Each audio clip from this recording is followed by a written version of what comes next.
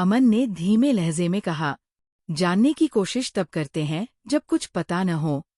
ध्रुव बीच में ही उसे टोकते हुए बोला, तो तुझे पता है ये सब क्यों हो रहा है? अमन ने लापरवाही से कंधे उचका दिए। नहीं, मुझे नहीं पता। वरुण गुस्से में आ गया। तो अभी अभी तूने कहा कि जानने की कोशिश तब करते हैं जब कुछ न पता हो, तो अब तू कहना क्या चाहता है? साफ साफ बता, बातों को ऐसे घुमा मत। तभी बीच में आर्यन बोला, अमन की यही तो आदत है, हर बात को बीच में अटकाता है और कभी ठीक से समझा नहीं पाता। अमन तुरंत आर्यन की बात काटते हुए बोला, मैंने क्या गलत कहा? जैसा पूछा गया वैसा ही जवाब दिया। आर्यन फिर चिढ़ते हुए बोला, हाँ, पर तू अपनी बात पूरी करता ही नहीं, बीच में ही रुककर मुझसे भिड़ने लगता है। इस तरह आर्यन और अमन आपस में झगड़ने लगते हैं और वरुण को समझ ही नहीं आता कि ये सब अचानक हो क्या गया। ध्रुव अचानक खड़ा होता है और जोर से कहता है, अगर तुम दोनों का चूहे बिल्ली जैसा झगड़ा खत्म हो गया हो तो चलें अब? आर्यन और अमन एक साथ बोले, कहाँ चलें? तभी वरुण को याद आता है और वो कहता है, घाट पर, कार्तिक को ढूंढने। अमन और आर्यन भी तुरंत उठ खड़े होते हैं और चारों कोठी से बाहर निकलने लगते हैं। वरुण जैसे ही बाहर निकलता है, दरवाजा बंद कर कुंडी लगाता है और ताले में चाबी घुमाने लगता है। अमन मुस्कुराते हुए कहता है, वरुण तू ताला तो ऐसे लगा रहा है जैसे तेरे कोठी में कहीं का खजाना रखा हो। भूतिया कोठी है, इसमें कोई नहीं आने वाला। वरुण चाबी को जेब में डालते हुए जवाब देता है, क्यों? और तुझे ये हवेली भूतिया कब से लगने लगी?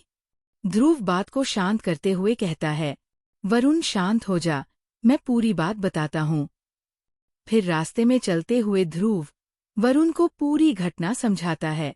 करीब 17 साल पहले एक व्यक्ति जो गांव का ही था, लेकिन लोग उसे पंडित जी कहकर बुलाते थे, क्योंकि वो अक्सर सलाह देता था और लोग उसकी बात मानते तो उनके काम बन जाते थे। धीरे धीरे उसने पूरे गांव में अपनी पहचान बना ली थी। फिर एक ऐसा वक्त आया जब पूरे गांव पर जैसे कोई अदृश्य साया छा गया था। महामारी जैसी स्थिति बन गई थी। हर घर में कोई न कोई अजीब सी परेशानी से जूझ रहा था, जिस कारण किसी भी घर में अगली पीढ़ी का चिराग जल नहीं पा रहा था। न कोई संतान जन्म ले रही थी, न ही कोई इलाज काम कर रहा था। मेडिकल साइंस से लेकर तंत्र मंत्र तक सब कुछ आजमाया गया, लेकिन कोई हल नहीं निकला। फिर एक दिन गांव में बैठक बुलाई गई, जिसमें काल गांव और साम गांव दोनों के प्रेसिडेंट और वही पंडित जी मौजूद थे।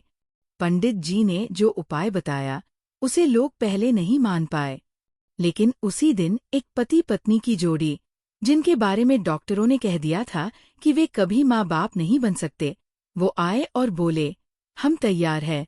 किस्मत से वो दिन पूर्णिमा थी। और फिर जो हुआ वो अब भी होता आ रहा है। उस महिला के गर्भवती होने की खबर जंगल की आग की तरह पूरे गांव में फैल गई। लोग हैरान थे और साथ ही पंडित की बातों को लेकर अब विश्वास से भर चुके थे। अब उसके सामने झुककर माफी मांगने लगे। तब पंडित गहरी नजरों से सबको देखता है और शांत स्वर में कहता है, ये सब ठीक है, लेकिन एक बात मैं साफ साफ कह देता हूँ, जो भी जोड़ा इस घाट पर मेरी बताई साधना करेगा, उस रात उस जगह के आसपास भी कोई नहीं भटकेगा। चाहे कोई रोए, चिल्लाए या मदद मांगे, कोई नहीं जाएगा वहां। गांव वाले चुपचाप उसकी शर्त मान लेते हैं और उसके बाद पंडित किसी को भी वो प्रक्रिया नहीं बताता, न किसी को उसका तरीका बताता है, न मंत्र। जैसे वो सब कुछ राज रखना चाहते हैं। तब से हर पूर्णिमा और अमावस्या पर यही सब होने लगा। इतनी कहानी बताते बताते चारों घाट पर पहुंच चुके थे, पर घाट सुनसान था, एकदम शांत। अमन धीरे से बोला, कहीं पंडित की वो बात सच तो नहीं हो गई? ध्रुव बीच में ही बोला, अमन चुप, सब अलग अलग हो जाओ और कार्तिक को ढूंढो।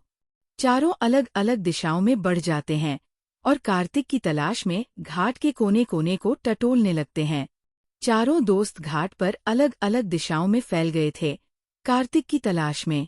अचानक घाट की खामोशी को चीरती एक आवाज गूंजती है, आर्यन जोर से चिल्लाता है, ध्रुव, वरुण, अमन, जल्दी इधर आओ।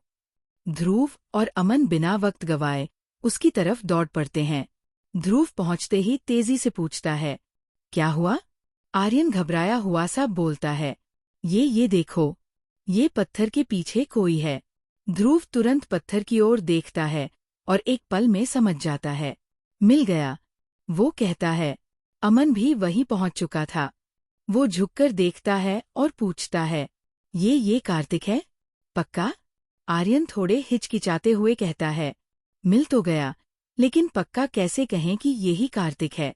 ध्रुव बिना झिझके जवाब देता है, यही है कार्तिक। हम सब जानते हैं कि गांव वालों को कल की रात इस घाट पर आने की सख्त मनाही है, और यहाँ उस वक्त मौजूद कोई और हो ही नहीं सकता। अमन गंभीर स्वर में बोलता है, ठीक है, मान लिया, ये कार्तिक ही है, लेकिन वरुण कहाँ है? ध्रुव और आर्यन अब इधर उधर नजरें दौड़ाते हैं। घाट एकदम सुनसान लग रहा था। हवा भी जैसे थम सी गई थी। ध्रुव धीरे से कहता है, शायद वरुण ज्यादा दूर चला गया होगा, कार्तिक को ढूंढते ढूंढते, इसीलिए आर्यन की आवाज उसे सुनाई नहीं दी होगी। फिर वो आदेश देता है, तुम दोनों मिलकर कार्तिक को कोठी तक ले जाओ, मैं वरुण को ढूंढकर लाता हूँ। अमन और आर्यन एक दूसरे की ओर देखते हैं, फिर दोनों मिलकर बेहोश पड़े कार्तिक को उठाते हैं। थोड़ी मशक्कत के बाद वो उसे सहारा देकर घाट से कोठी की ओर ले जाते हैं। इधर घाट पर अब सिर्फ ध्रुव बचा था। आवाज लगाता है, वरुण, वरुण, लेकिन कोई जवाब नहीं आता। कुछ दूरी तक आगे बढ़ने के बाद आखिरकार उसे वरुण दिखाई देता है, चुपचाप खड़ा हुआ, नजरें नदी के बहते पानी पर टिकी हुई। ध्रुव वहीं से आवाज देता है, वरुण, सुन रहा है ना? कोई प्रतिक्रिया नहीं। अब ध्रुव तेज कदमों से उसकी ओर बढ़ता है। वो वरुण के बिल्कुल पास पहुंच जाता है। वरुण अब भी एकटक नदी को देखे जा रहा था। ध्रुव उसके कंधे पर हाथ रखता है और कुछ बोलने ही वाला होता है कि अचानक वरुण लड़खड़ाने लगता है। ध्रुव चौंक जाता है। वरुण? वरुण बेहोश होकर गिरने ही वाला होता है कि ध्रुव फुर्ती से उसे थाम लेता है और गिरने से बचा लेता है।